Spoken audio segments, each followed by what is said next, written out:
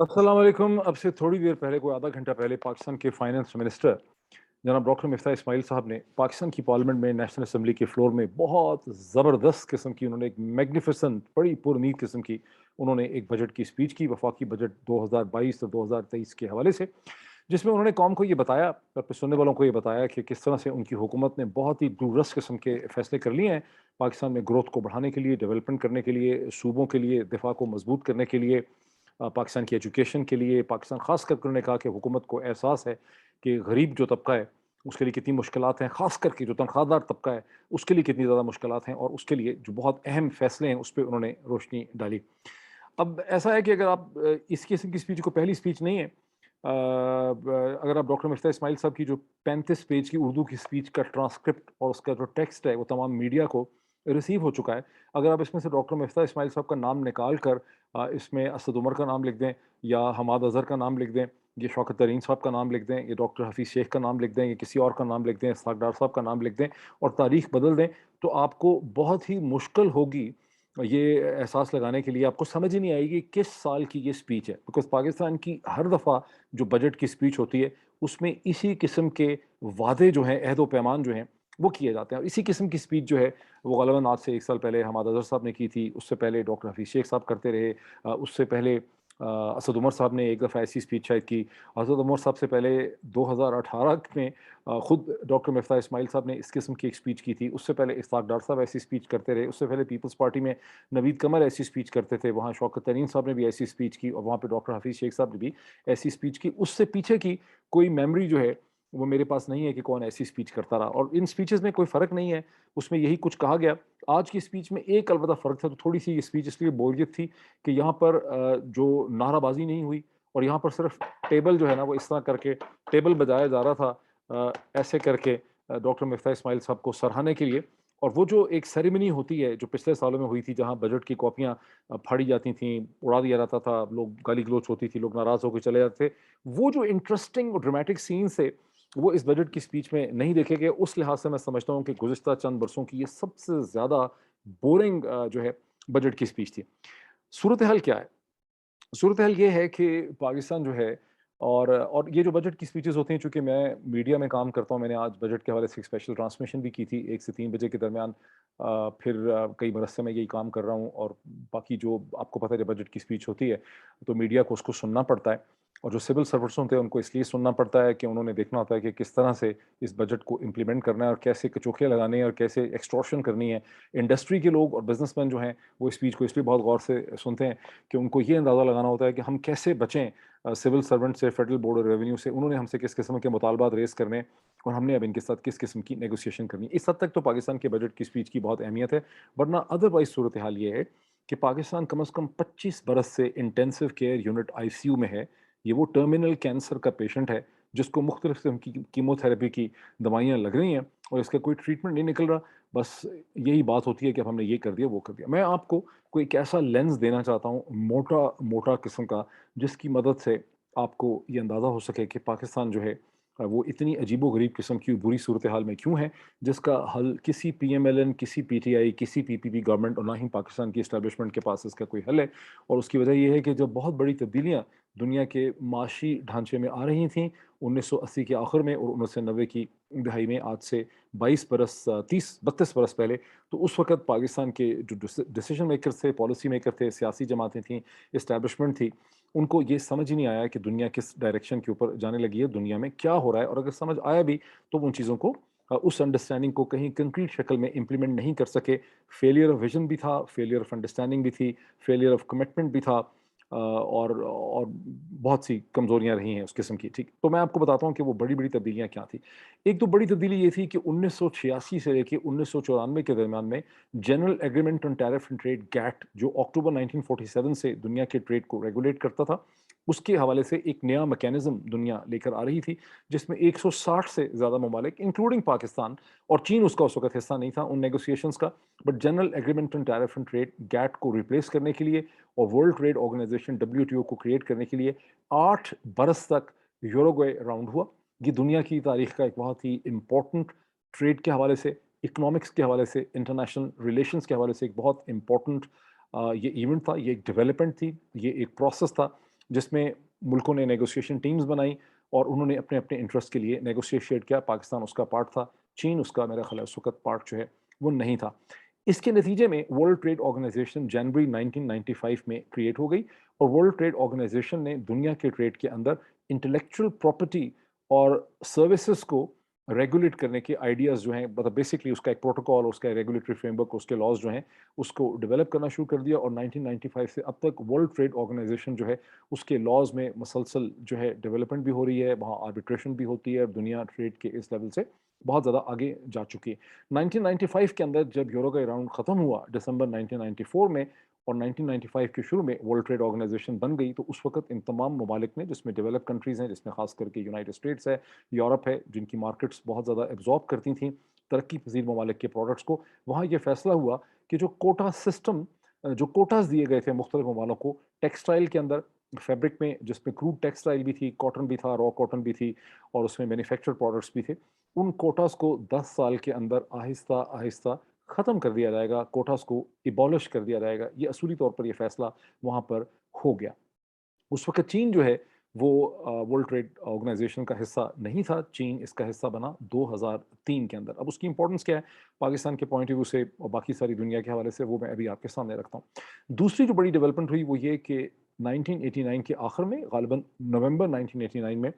Berlin wall, the fall of the Berlin wall ہو گئی. جب Berlin wall fall ہوئی تو that was the beginning of the unravelling, اور ایک تو ایسٹرن یورپ کے ممالک آزاد ہونے لگ گئے سوویت یونین کے تسلط سے. جو ایسٹرن بلاک تھا یورپ کا اس نے کولیپس کرنا شروع کر دیا. وہاں پہ جو سو کالڈ فریڈم موومنٹ تھی, وہ واقعی فریڈم موومنٹس تھیں, ان کو ریولیوشنز بھی کہا گیا, اور یہ سارے ممالک جس میں ہنگری, چیکوسلواکیا اور بہت سے ملک جو سوویت یونین کے آئرن ڈوم کے اندر یا آئرن پروٹیکشن میں تھے, وہ آزاد ہو گئے. اور ان کے اندر یہ خواہش تھی کہ وہ مغرب کے, خواہش تھی یا نہیں تھی, بہرحال کوشش یہ ہوئی, کچھ ان کی خواہش تھی, کچھ مغرب کی خواہش تھی کہ وہ مغرب کا جو کیپٹلسٹک سسٹم ہے اس کا حصہ بن جائے. یہ وہی چیز ہے جس کے اوپر فرانسس فوکویاما کی مشہور کتاب 1989-1990 میں آئی تھی, جس کا عنوان تھا دی اینڈ آف ہسٹری, اور جس کا عنوان یہ تھا کہ دنیا میں جو اکنامک موڈ آف پروڈکشن ہے, جس کے بارے میں ڈفرینٹ تھیریز رہی ہیں, سوشلسٹ, کیپٹلسٹ اینڈ مارکسسٹ, وہ تھیریز اب کولیپس ہو گئی ہیں. جو کیپٹلزم کی رائول تھیریز تھیں وہ کولیپس ہو گئی تھیں, اینڈ ہینس فورتھ دنیا اب ایک کیپٹلسٹک موڈ آف پروڈکشن سے ہی چلے گی, اور یوں مغرب کی نظریاتی ایڈیولوجیکل جو ہے وہ فتح ہو گئی ہے. سو سوویت یونین کا کولیپس امیوننٹ تھا, اور 1991 میں سوویت یونین کا فارملی کولیپس ہو گیا. یہ دو بڑی ڈیولپمنٹس ہیں, ان کو اگر آپ ذہن میں رکھیں تو آپ کو پھر آگے سمجھ آئے گا کہ پاکستان کے ساتھ کیا ہوا. 1990 میں میرا خیال ہے کہ نواز شریف صاحب کی پہلی حکومت ایز پرائم منسٹر آ گئی, اور اس کے بعد نواز شریف صاحب کی اس حکومت نے economic liberalization, opening of the economy کے اوپر کام کیا, جس میں بہت سے قوانین بنائے گئے, جس میں یہ بھی کہا گیا, ایک قوانین انہوں نے کچھ تو قوانین, اچھا اب یہ ہے کہ نواز شریف صاحب کو بلیم نہیں کر سکتے, بیکاز نواز شریف صاحب اور ان کی حکومت, ان کی پارٹی جو ہے وہ کبھی بھی آئیڈیاز کی ڈیبیٹ کے لیے پیدا نہیں ہوئی تھی. وہ تو پیپلز پارٹی کو پنجاب سے فارغ کرنے کے لیے جنرل ضیاء الحق نے اس پارٹی کی تشکیل کی تھی, اس کو پروموٹ کیا تھا, اور اب ان کو جب پاور ملی تو اس کے ساتھ ہی آئیڈیاز تو ہمیشہ مغرب سے ہی آتے ہیں. تو اب چونکہ یوروگوئے راؤنڈ چل رہا تھا اور سوویت یونین کا کولیپس ہو گیا تھا, اینڈ آف ہسٹری لکھی جا چکی تھی, اس لیے مغرب کے ملٹی لیٹرل انسٹیٹیوشنز کے ذریعے امریکہ نے اور ویسٹرن کنٹریز نے یہ آئیڈیاز پروموٹ کیے کہ یہ جو ڈیولپنگ کنٹریز ہیں, پاکستان کی طرح کے, انڈیا کی طرح کے, اور جتنے بھی افریقہ کے کنٹریز ہیں, مڈل ایسٹ کے کنٹریز ہیں, جہاں جہاں ایسٹ ایشیا کے کنٹریز ہیں, ان کو, ان کی اکانومیز کو لبرلائز کیا جائے. اور اس کا جو attractive side of the argument تھی فرنٹ اینڈ پہ, وہ یہ تھی کہ جب یہ اکانومیز لبرلائز ہوں گی تو یہاں پر بہت زیادہ میسو ویلتھ کریشن ہوگی, اکنامک ایکٹیویٹی ہوگی, فری ٹریڈ ہوگا, سروسز, اور یہ انڈسٹریز جو ہیں پرانے موڈ آف پروڈکشن سے جہاں انہوں نے اپنے آپ کو پروٹیکٹ کر رکھا ہے, اپنی پریمیٹیو انڈسٹری کو یا ایگریکلچر کو, اس کی جگہ یہ سروس انڈسٹری کی طرف موو کریں گے. اور ایڈم اسمتھ کا جو ویلتھ آف نیشنز کا کانسیپٹ ہے, اب وقت آ گیا ہے کہ اس کو امپلیمنٹ جو ہے کیا جائے. نواز شریف صاحب کی حکومت چونکہ کوئی کبھی بھی کوئی ایڈیولوجیکل قسم کی حکومت نہیں تھی, اس کا کوئی ایڈیولوجیکل بیک گراؤنڈ نہیں تھا, آپ ان کو بلیم بھی نہیں کر سکتے. پاکستان کی کسی بھی سیاسی جماعت کا کوئی ایڈیولوجیکل بیک گراؤنڈ ہے ہی نہیں گزشتہ 30 برس سے, اور نہ ہی پاکستان کی اسٹیبلشمنٹ کی کوئی انڈرسٹینڈنگ تھی لارجر اکنامک موومنٹس اور اس کی امپلیکیشنز کے اوپر. سو ہندوستان کو بھی وہ آئیڈیاز دیے گئے, لیکن ہندوستان کی بیوروکریسی اور وہاں کی سیاسی جماعتیں ایڈیولوجیکل تھیں, وہ بہت کنسرویٹو تھے, انہوں نے ان آئیڈیاز کو ریجیکٹ کر دیا, اور انہوں نے یہ فیصلہ کیا کہ وہ اپنی اکانومی کو جس طرح سے مغرب کہہ رہا تھا اس طرح سے اوپن نہیں کریں گے, اسے لبرلائز نہیں کریں گے, اپنے کیپٹل کنٹرولز کو ختم نہیں کریں گے, وہ اور زیادہ टाइट हो गए। उन्होंने और किस्म के फैसले किए, उनको बदलती हुई दुनिया की समझ आ गई। फॉर इंस्टेंस न्यू दिल्ली ने ये फैसला किया कि सोवियत यूनियन के कोलैप्स के बाद सिक्योरिटी स्ट्रक्चर जो है वो चेंज हो गया। उन्होंने वाया तेल अवीव इसराइल को बिफ्रेंड करके, रिकग्नाइज करके वाशिंगटन में लैंड किया, बिकॉज वो पहले सोवियत यूनियन के या लेफ्टिस्ट ब्लॉक का हिस्सा थे, और यूं उन्होंने अपने असर रसूख में इजाफा किया, जिसके ऊपर मैं कई दफ़ा बात कर चुका हूँ। लेकिन उन्होंने अपनी इकोनॉमी को लिबरलाइज नहीं किया। नवाज शरीफ साहब वगैरह की जो हुकूमत थी, उन्होंने बहुत से इकदाम उठाए पाकिस्तान को एक सर्विस ओरिएंटेड इकोनॉमी बनाने के लिए। उन्होंने इकोनॉमी को लिबरलाइज करने में वो जनरली उन्होंने यकीन किया। उनको जो आइडियाज़ वर्ल्ड बैंक की तरफ से, एशियन डेवलपमेंट बैंक की तरफ से और मगरबी इंस्टीट्यूशंस की तरफ से दिए जा रहे थे, जो बेसिकली तौर पे अमेरिका में एक यूनिवर्सिटी है, यूनिवर्सिटी ऑफ शिकागो, और शिकागो स्कूल ऑफ इकोनॉमिक्स या शिकागो स्कूल की जो थॉट थी, जिसको वाशिंगटन कंसेंसस कहा जाता है, उसके तहत उन आइडियाज़ को एक ऐसी हुकूमत ने और एक ऐसी इस्टेब्लिशमेंट ने जिसके अपने माइंड में कोई इकोनॉमिक आइडियाज़ जो थे किसी किस्म के नहीं थे, ना ही उसकी कोई सेंस ऑफ हिस्ट्री थी, उन्होंने उन आइडियाज़ को एक्सेप्ट कर लिया, और चूँकि उनकी, और उन्होंने उसको लेके इम्प्लीमेंट करना शुरू कर दिया। दरमियान में ही नवाज़ शरीफ साहब की हुकूमत और इसहाक डार साहब ने अपना भी सोचा कि फ़ायदा कर लें, और उन्होंने ऐसे लॉज़ भी बनाए जिसमें अगर आपको पाकिस्तान से बाहर से करोड़ों डॉलर बहुत बड़ी तादाद में पैसे जो हैं वो आ जाते हैं, तो आपसे किसी किस्म के क्वेश्चन जो हैं वो नहीं पूछे जाएंगे, जिसमें मकसद ये था कि जो कंस्ट्रक्शन प्रोजेक्ट्स या प्रोजेक्ट्स में से जो किकबैक कमीशन मिलेंगे, पैसा मिलेगा, उसको आप घुमा के बाहर ले जाएंगे, उसको वापस ले आएंगे, और यूँ पैसा जो है वो कोशर हो जाएगा, और वो साफ़ हो जाएगा, मनी मतलब उसको आप साफ़ करके, क्लीन करके पाकिस्तान में वापस ले आएंगे, और वो क्लीन पैसा लगेगा। तो उन्होंने अपनी भी दरम्यान में सर्व करने की अपने आप को कोशिश की। लेकिन नतीजा ये हुआ कि बहुत तेज़ी से by the middle of 1990s Pakistan जो एक सर्विस इंडस्ट्री जिसमें नहीं थी, या जिसमें सर्विस इकोनॉमी का कंपोनेंट बहुत थोड़ा था, उसने बहुत तेज़ी से एक सर्विस इकोनॉमी की शक्ल इख्तियार करनी शुरू कर दी अगले 10 साल के अंदर। और उसकी जो एग्रीकल्चर फोकस था वो कमज़ोर हो गया। बहुत से ऐसे सेक्टर्स उसके, जैसे हेल्थ है, जो एजुकेशन है, जो इससे पहले फर्मली एक सोशलिस्ट इकोनॉमी के तौर पे गवर्नमेंट के कंट्रोल में होते थे, जहाँ गवर्नमेंट का ये काम था कि वो लोगों को हाई स्टैंडर्ड एजुकेशन प्रोवाइड करे, उनको बेहतर हेल्थ सर्विसेज दे। और मैं आपके सामने पाकिस्तान के उस एजुकेशन सिस्टम का प्रोडक्ट हूँ। जब मैं मंगला कैंटोनमेंट स्कूल में पढ़ता था, तो मैं देता था 23 रुपये स्कूल की फ़ीस, में मेरी छोटी बहन जो थी उसको डिस्काउंट कंसेशन था, वो 13 रुपये देती थी। तो ये जो हाई हमें जो, और वही वो एजुकेशन थी जिसकी जिसकी बेसिस पे मैंने सेंट्रल सुपीरियर सर्विसेज में 17th पोजीशन ली। मैंने मेडिकल कॉलेज में मैं पहुंचा, मैंने कोलंबिया यूनिवर्सिटी में compete करके मैं गया वहाँ पर। उसके बाद मैं पाकिस्तान से नंबर 1 ब्रिटानिया शेवरिंग स्कॉलर बना। तो वो सरकार की और पाकिस्तान की रियासत की दी गई हुई एजुकेशन थी। मैं कोई एचएसएन का प्रोडक्ट नहीं हूँ, मैं किसी ग्रामर सिस्टम का, लाहौर ग्रामर स्कूल का प्रोडक्ट नहीं हूँ, और मैं अकेले ही नहीं हूँ, हज़ारों पाकिस्तानी जिन्होंने 1980s में, अर्ली 1990s तक अपनी एजुकेशन मुकम्मल की, उनको रियासत पाकिस्तान ने और पाकिस्तान के स्टेट इंस्टीट्यूशंस ने सस्ती, सब्सिडाइज, हाई क्वालिटी एजुकेशन जो है वो प्रोवाइड की। जो पिछली जनरेशन्स थी 1950s की, 60s की, 70s की, 80s की, उनको ये फैसिलिटी मिली। 90s ऑनवर्ड ये फैसिलिटी खत्म हो गई, but that's just a digression from the point. So basic चीज़ है कि पाकिस्तान की इकोनॉमी की साख और स्ट्रक्चर जो है वो चेंज होने लग गया। ओपन लिबरलाइजेशन हो गई, रुपया बाहर ले जाया जा सकता था, आम आदमी रुपया बाहर नहीं ले जा रहा था। पाकिस्तान का बासर जो एलीट तबका था, उसको ये फैसिलिटी हासिल हो गई, उसने ये पैसा जो है वो पाकिस्तान से बाहर जो है वो ले जाना शुरू कर दिया। इसके साथ ही जो बड़ी तब्दीली हुई वो ये कि 1980s में जब जनरल ज़ियाउल हक मरहूम की हुकूमत थी, विजनलेस गवर्नमेंट थी, वो जंगें लड़ने में ज़्यादा इंटरेस्टेड थे। अमेरिका का पैसा आ रहा था, क्लैशनकोव कल्चर था, सेक्टेरियन कॉन्फ्लिक्ट था, भुट्टो को फांसी लगाई हुई थी, अफगानिस्तान की जंग की वजह से बेतहाशा काला धन पाकिस्तान में आ रहा था, जिसका कोई हिसाब किताब नहीं है कि कितना आया। ऑफिशियली तौर पर तो अमेरिकन कार्टर एडमिनिस्ट्रेशन ने, sorry not Carter, sorry Reagan administration ने सिर्फ $3.5 बिलियन का एक एड प्रोग्राम दिया था जनरल ज़िया की हुकूमत को, लेकिन दर हकीकत उससे कहीं ज़्यादा, मल्टीपल फिगर हो सकता है, $15 बिलियन या $20 बिलियन, या इससे ज़्यादा पैसा जो है वो पाकिस्तान में अमेरिका की और यूरोपियन कंट्रीज़ की तरफ से आया डिफरेंट शक्लों में। वो पाकिस्तान में डिस्ट्रीब्यूट हुआ। पेशावर उस वक्त सेंट्रल इंटेलिजेंस एजेंसी का सबसे बड़ा ऑपरेशनल सेंटर था, असला आ रहा था, मजहबी किस्म के ग्रुप्स जो हैं उनको पैसे मिल रहे थे, Kalashnikov culture, drug culture and everything, narco trade was going on. So ज़ाहिर है कि इकोनॉमी के अंदर एक लिक्विडिटी थी। 90s में जो चेंजेस आई, 90s में जो चेंजेस आने लग गई, उसके नतीजे में पाकिस्तानी इकोनॉमी की साख जो है वो तब्दील होने लग गई। और बाय द टाइम ऑफ 1998 जब पाकिस्तान ने न्यूक्लियर एक्सप्लोजन्स किए मई 1998 में, तो उस वक्त पाकिस्तान की इकोनॉमी पहले ही बहुत बुरी शक्ल में थी और ऑलमोस्ट बैंक्रप्सी की वर्ड्स पे चली गई। बैंक्रप्सी से बचाने के लिए जो फ्री लिबरलाइजेशन के नतीजे में लोगों को कहा गया था कि आप यहाँ पे dollar account, pound account, foreign currency accounts रख सकते हैं, उन्हें अचानक उनके ऊपर डाका मारा गया, शबखून मारा गया, और नेशनल सिक्योरिटी का बोल के वसीतर मफाद की जिक्र करके हुकूमत ने वो $11 बिलियन जो हैं लोगों के छीन लिए। और उन उस वक़्त जैसे ही हुकूमत ने वो इक़दाम किया, $60 जो है اس کی مارکیٹ ریٹ جو تھا وہ 63-64 ہو گیا، اور میرے پیرنٹس سمیت بہت سے لوگ جو وہ $11 بلین جن لوگوں نے بینک اکاؤنٹس میں رکھے ہوئے تھے اپنی پراپرٹی بیچ کے، یہ سمجھ کے کہ سیکیورٹی ہے، اپنے آپ کو انفلیشن سے پرزرو کر رہے ہیں، ان کے پیسے لے کے ان کو 46 روپیز جو ہیں وہ دے دیے گئے۔ اور وہ جو ڈاکہ مارا پاکستان کے ڈالر اکاؤنٹس میں، اس وقت بھی جو پاکستان کی ایلیٹ پولیٹیکلی انٹرینچ اور طاقتور لوگ تھے، انہوں نے وہ فیصلہ کرنے سے پہلے ڈالر خریدے 46 روپیز کے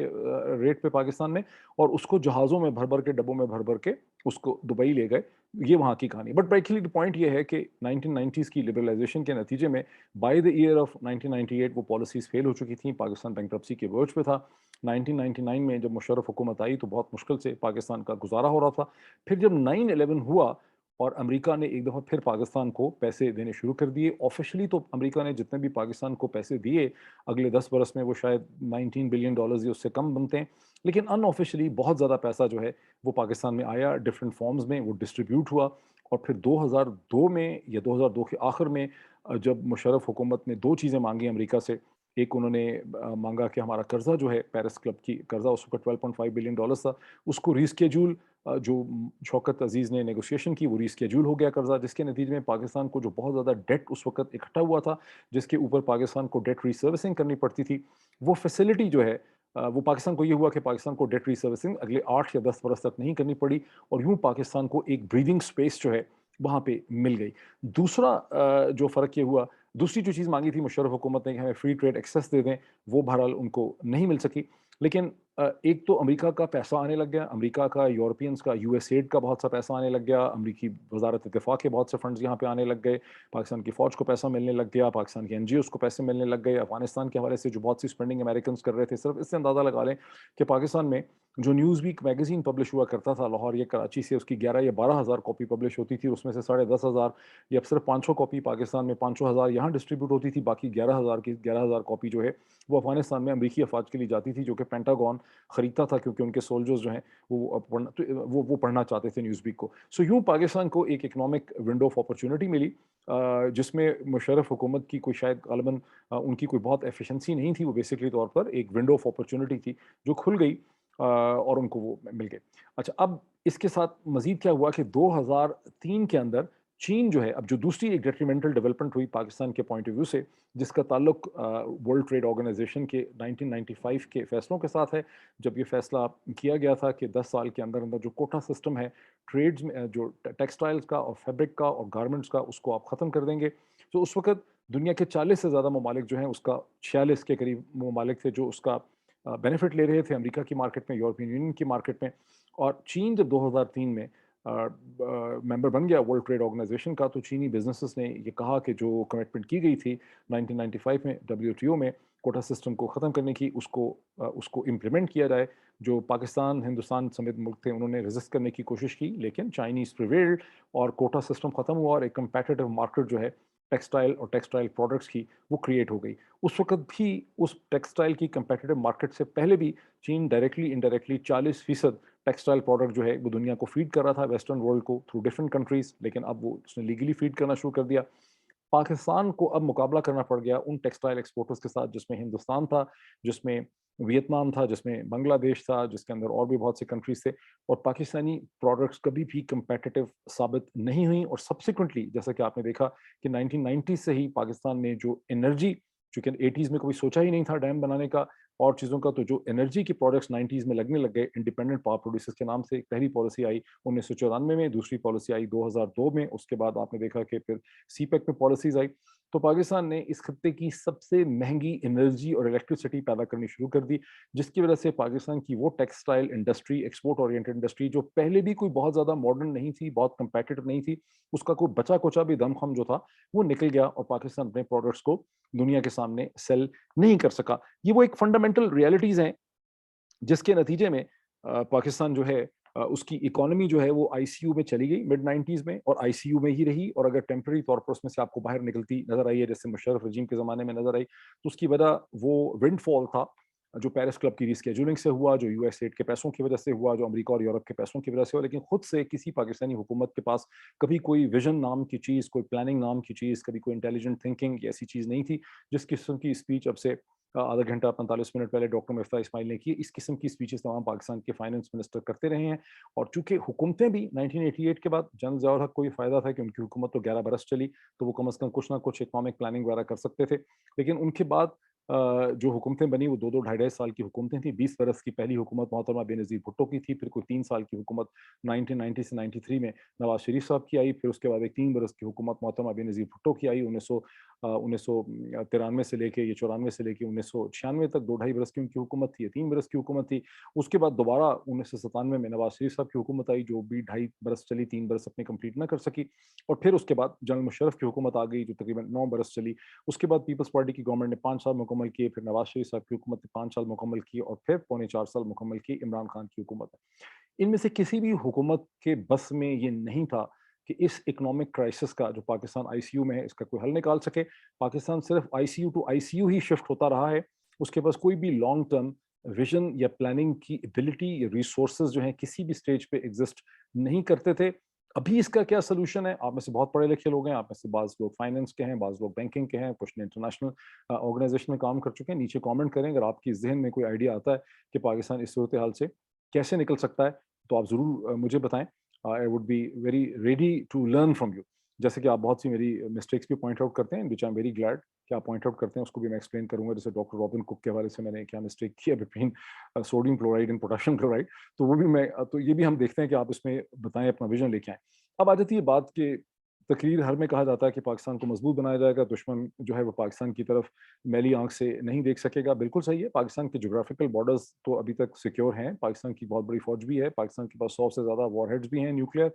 और पाकिस्तान जो है उसके पास कई सौ हवाई जहाज़ हैं, फाइटर प्लेन्स हैं, उसके पास शायद कई हज़ार शायद टैंक होंगे और आर्मोर्ड व्हीकल्स होंगी, और बहुत बड़ी फौज है, और फिर बहुत बड़ी ब्यूरोक्रेसी है, और पाकिस्तान के 22 से 25 करोड़ के दरमियान की आवाम है। लेकिन पाकिस्तान की economic sovereignty for all practical purposes खत्म हो चुकी है। मिड 90s में ही, स्टार्टिंग फ्रॉम 91-92, जब नवाज शरीफ साहब की हुकूमत थी और वाशिंगटन कंसेंसस शेप हो रहा था अंडर द शिकागो स्कूल, तो मल्टीलैटरल एजेंसीज ने पाकिस्तान को इससे पहले 1960s 70s 80s में पाकिस्तान की जो वो हेल्प करते थे, वो प्रोजेक्ट बेस्ड फाइनेंसिंग होती थी, जैसी अभी भी इंडिया में चलती है। यानी कि वो मदद कर देते थे एक कोई डैम बनाने के लिए, बारसक डैम का बनना, मंगला डैम का बनना, तरबेला डैम का बनना, इसमें world bank, Asian development bank, different institutions जो हैं मल्टीलैटरल, उनकी मदद है। लेकिन 90 से एक नया ट्रेंड शुरू हुआ कि प्रोजेक्ट फाइनेंसिंग कम होती चली गई और बजटरी सपोर्ट जो है वो बढ़ती चली गई, और 90s में ही उन्होंने बेसिकली एक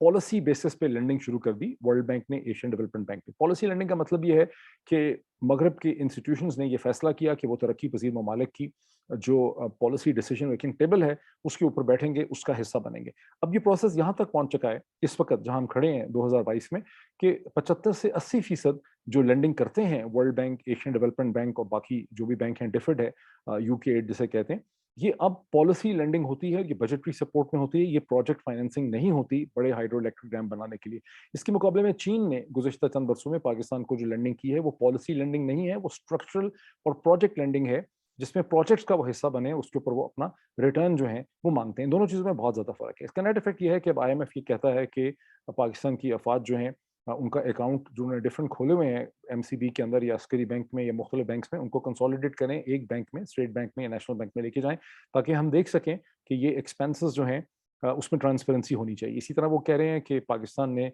जो रिटर्न ऑन इक्विटी दिया है चाइनीज़ कंपनीज को, इंडिपेंडेंट पावर प्रोड्यूसर्स को, उसके अंदर भी हम समझते हैं कि ज़्यादा रिटर्न दिया है, उसकी भी ट्रांसपेरेंसी होनी चाहिए, उसका भी रिव्यू होना चाहिए। ये मैं सिर्फ 2 बात की एग्जांपल कर रहा हूँ। अब हर चीज़ की डिसीजन मेकिंग जो है वो मल्टीलैटरल इंस्टीट्यूशंस और आईएमएफ के पास ऑन होती चली जा रही है। पाकिस्तान की इकोनॉमिक सॉवरेनिटी जो है वो अब खत्म हो चुकी। अब किस तरह से पाकिस्तान अपनी इकोनॉमिक सॉवरेनिटी को रिस्टोर कर सकता है, या इकोनॉमिक सॉवरेनिटी खत्म हो जाने की क्या इम्प्लीकेशंस हैं, तो ये बहुत मुश्किल क्वेश्चन है। इस पे बहुत बड़ी डिबेट हो सकती है। डेफिनेटली इस वीलॉग की जो रेंज है या इसके डोमेन से ये इशू बाहर है। लेकिन अब एग्जांपल मैं आपको दे देता हूँ। क्या वो इंस्टीट्यूशंस ये कहते हैं कि लड़कियों के इस किस्म के राइट्स होने चाहिए, औरतों और आदमियों के दरमियान इस किस्म के हकूक होने चाहिए, फलां किस्म के कवानीन जो हैं बनने चाहिए। जैसे अभी कुछ मल्टीलैटरल इंस्टीट्यूशंस ने गुज़श्ता चंद हफ्तों में ये डिमांड किया था कि इसी बजट के अंदर डॉक्टर मिफ्ता इस्माइल ये ऐलान कर दें کہ पाकिस्तान हिंदुस्तान के साथ एक ट्रेड जो है उसको ओपन करेगा। लेकिन फिर उनको ये कहा गया कि स्टेज पे इस हुकूमत के लिए बहुत ज़्यादा मुश्किल है और इस आइडिया को फॉर द टाइम बीइंग जो है इसको बंद कर दिया गया है। कल को हो सकता है ये डिमांड भी हो कि देखिए आप इसराइल के साथ ओपननेस करें, इसराइल के साथ ट्रेड करें, उसको रिकॉग्नाइज़ करें। So for all practical purposes this country has lost its sovereignty, because जब इकोनॉमिक सॉवरेनिटी आपकी खत्म हो जाती है, तो फिर जो दूसरी सारी सॉवरेनिटी के हम नारे मारते हैं वो वैसे भी मीनिंगलेस हो जाती है। अब इस सिचुएशन से हम कैसे निकल सकते हैं? अगर कल को hypothetically speaking, theoretically speaking election हो भी जाते हैं अक्टूबर नवंबर में और इमरान खान प्राइम मिनिस्टर बन जाते हैं, तो वो भला क्या कर सकते हैं? क्या पाकिस्तान में कोई ऐसी स्ट्रॉन्ग गवर्नमेंट को आने दिया जाएगा जो इंडिपेंडेंट डिसीजन मेकिंग कर सकेगी, जो पाकिस्तान को इकोनॉमिकली रीओरिएंट कर सकेगी, कोई सोल्यूशन निकाल सकेगी? It's a very big question, इसका कोई जवाब मेरे पास नहीं है। मैं कुछ घंटों में दोबारा अभी चीज़ों को देखता हूँ, फिर दोबारा इसको मैं एनालाइज करता हूँ, इसको और बाकी पॉलिटिकल डेवलपमेंट्स को। लेकिन अब तक की मैंने कहा जो मिफ्ता इस्माइल साहब ने शानदार हिस्टोरिक स्पीच की है, इसका कम से कम थोड़ा सा एनालिसिस जो है वो